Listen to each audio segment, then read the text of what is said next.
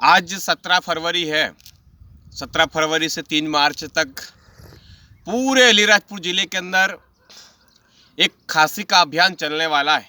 जो टीबी के बीमारी के जो मरीज हैं उसका एक बहुत बड़ा अभियान चलने वाला है। अलीराजपुर ज़िले के अंदर 8 लाख पॉपुलेशन है, पब्लिक है।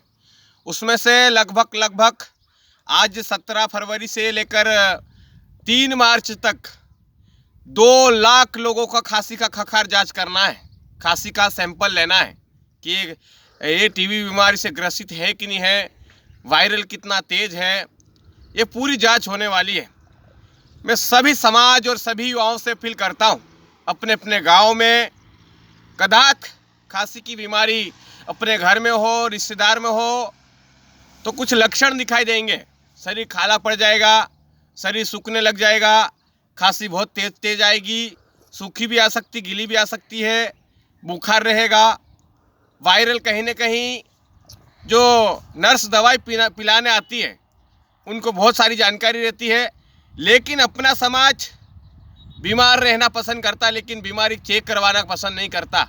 चाहे छक्ता हो, चाहे आजाद नगर हो, चाहे कट्ठीवाड़ा हो, चाहे नानपुर हो, चाहे जोबट हो, पूरे ज़िले में ये खांसी का खकार लेने का अभियान चलने वाला है।